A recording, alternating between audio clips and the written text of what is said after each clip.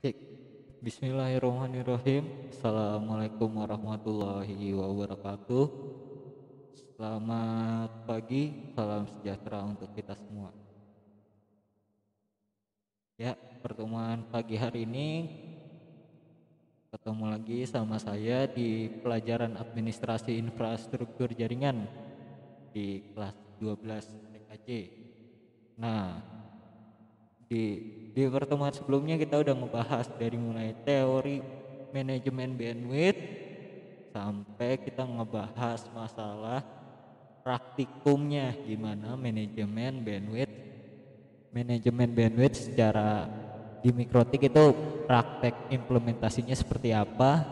Nah, kita udah mempelajari lah untuk praktiknya atau implementasinya secara manajemen bandwidthnya di device yang namanya router board Mikrotik.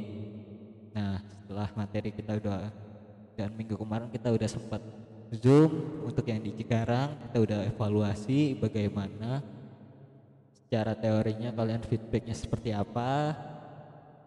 Kurang lebih kalian sudah memahami secara teori, mungkin untuk praktikumnya kita belum tatap muka sehingga kita belum bisa praktikum secara langsung. Nah, tapi kita tetap harus berjalan ini materinya. Nah, makanya saya lanjutkan materinya menuju ke materi selanjutnya yang bernama proxy server. Nah, di proxy server ini nanti kita pelajari dari mulai teorinya sampai nanti ke praktikumnya, secara praktiknya seperti apa. Nah, ini tujuan pembelajarannya bisa menjelaskan proxy server, fungsi-fungsinya, jenis-jenisnya, beserta cara kerjanya. Nah, karena ini cukup banyak juga materinya, jadi di satu kompetensi dasar proxy server ini akan saya bagi menjadi 3 pertemuan ke depan. Jadi secara teorinya saya akan membahas dari mulai konsep dasar sampai cara kerjanya. Dan yang terakhir kita melakukan konfigurasi server, proxy servernya. Nah, ini cangkupan materinya. Nah, di pertemuan pertama pada kompetensi dasar proxy server, ini kompetensi dasar 7.1 kalau tidak salah. Di materi ke-7 pada mata pelajaran administrasi infrastruktur jaringan. Nah, jadi kita harus pelajarin dulu seperti biasa definisinya. Kita harus tahu dulu kan apa yang mau kita pelajari.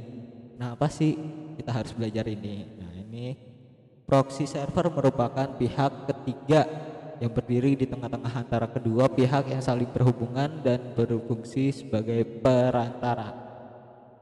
Atau secara kesimpulannya, proxy server ini penghubung antara device kita atau komputer kita kepada jalur internet. Kenapa harus ada proxy server? Nanti kita bahas di fungsi-fungsinya. Nah, secara prinsip pihak pertama dan pihak kedua tidak secara langsung berhubungan, akan tetapi masing-masing berhubungan dengan perantara, yaitu proxy.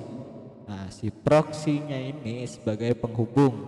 Nah, berhubungan antara pihak pertama ataupun pihak kedua, atau yang disebut user satu dengan user kedua.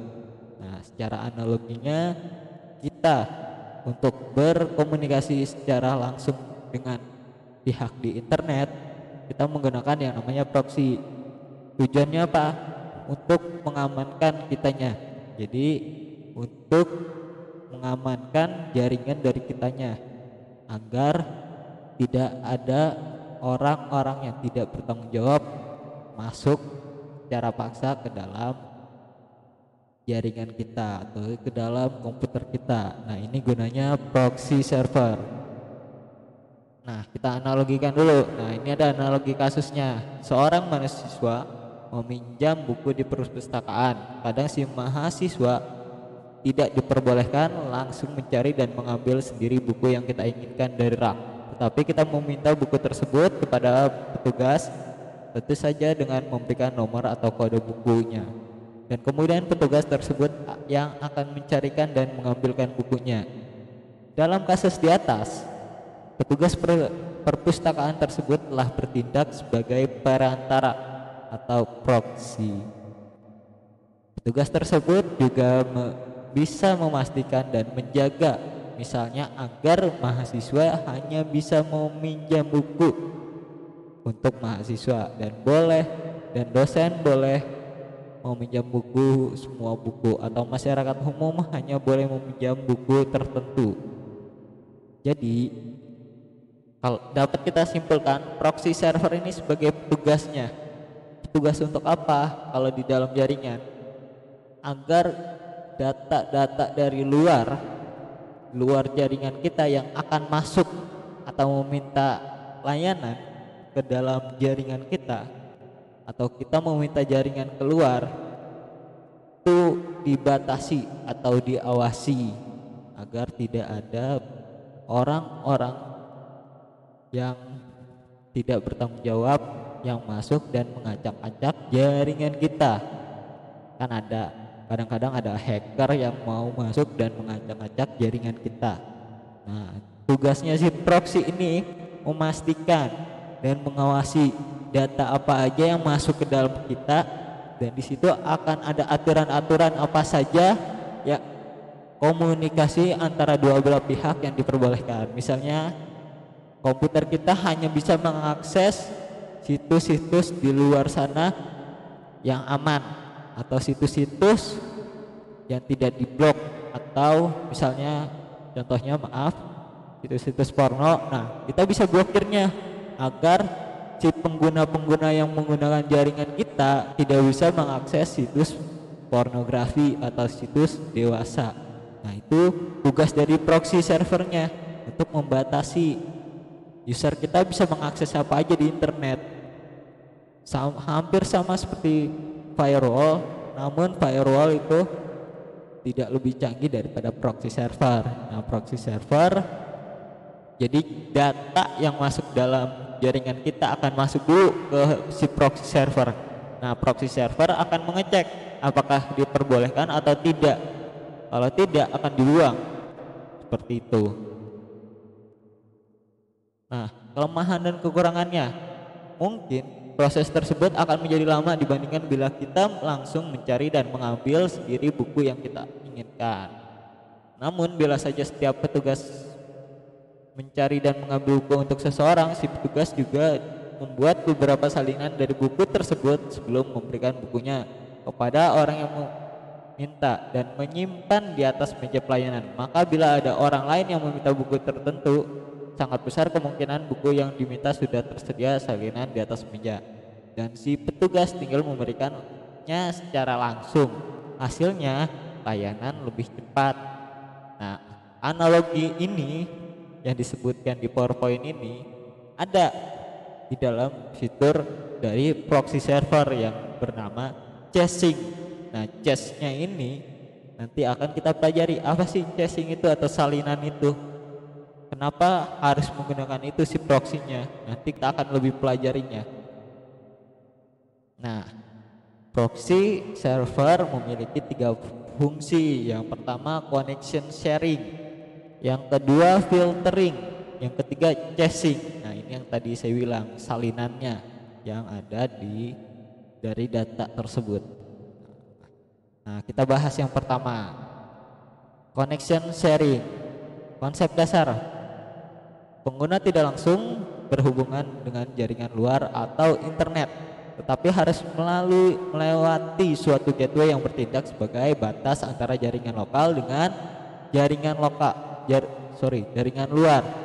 Gateway ini sangat penting karena jaringan lokal harus dapat dilindungi dengan baik dari bahaya yang mungkin berasal dari internet.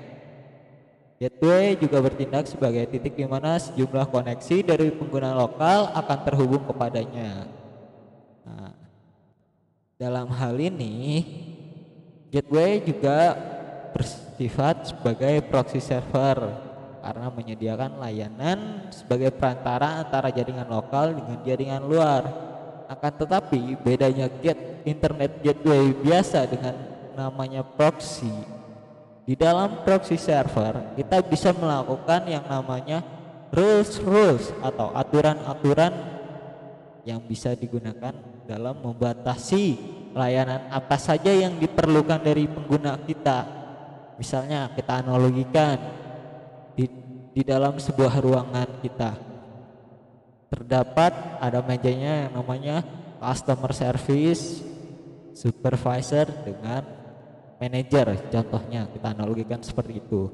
Nah, si manajer ini dibebaskan untuk browsing apa aja, untuk menonton YouTube, untuk sosmed dan segala macam. Kita bebaskan.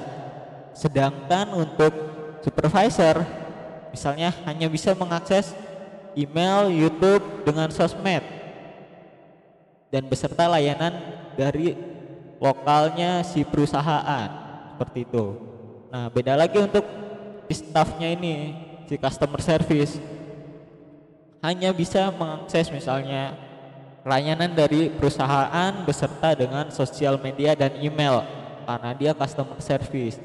Nah, rules atau aturan-aturan seperti itu bisa kita lakukan atau bisa kita terapkan, bisa kita masukkan ke dalam yang namanya proxy server ini secara otomatis. Jadi aturan-aturan yang kita buat, si jaringan mau jaringan IP-nya berapapun akan langsung masuk ke dalam yang namanya proxy server. Nah, di dalam proxy servernya ini udah tera jelas aturan-aturan itu, apa aja yang bisa dibuka akses atau diakses, layanan-layanan apa aja dari IP ini misalnya. Seperti itu dari proxy servernya. Nah, ini ada tugasnya nih. Nah, ini udah kelihatan jelas. Tugasnya merangkum isi dari video ini, termasuk hal-hal pentingnya. Nah, jadi saya nggak mau ngasih soal, tapi karena ini teorinya sangat panjang dan sangat penting untuk pengetahuan kalian. Jadi apa yang saya jelaskan, apa yang tertera di PowerPoint ini, apabila kalian menganggapnya penting, nah itu dirangkum sama kalian apa aja yang pentingnya. Nah, itu dicatat di buku tulis kalian atau di kertas lebar. Seperti biasa, difoto menggunakan aplikasi yang namanya timestamp kamera free. Lalu foto tugas tersebut dikirimkan apabila kalian siswa SMK 11 Maret Jakarta, dikirimkan ke email atau ke WhatsApp saya. Ini WhatsApp yang tertera di layar kalian, email dan WhatsApp itu. Jadi apabila kalian siswa SMK 11 Maret Jakarta, kirimnya ke sini email ataupun WhatsApp. Apabila kalian siswa SMK 11 Maret Kabupaten Bekasi, kalian mengirimnya langsung ke e-learning kita. Di SMK 11 Maret Bekasi sedang diuji cobakan yang namanya website e-learning. Nah, ini kalian bisa langsung ngupload tugasnya di website e-learning sebagai bahan uji coba sistem pelaksanaan pembelajaran jarak jauh berbasis website saya. Jadi ini sedang diuji cobakan untuk di SMK 11 Maret Kabupaten Bekasi. Jadi sekali lagi, fotonya harus menggunakan aplikasi timestamp kamera free dan dikirim kalau yang Jakarta ke email saya ataupun ke WhatsApp saya, dan yang Bekasi wajib ke dalam website e-learning kita. Websitenya belajar.ictsmart.my.id. Oke, mungkin itu penjelasan dari tugas kita. Nah, kita lanjut lagi ke materi. Nah, di sini ada yang namanya diagram proxy. Nah, itu bisa dilihat ada jaringan lokal dengan jaringan luar atau jaringan internet. Nah, pengguna ini user dari jaringan kita. Nah, di jaringan luar ada elemen-elemen atau variabel namanya layanan-layanan.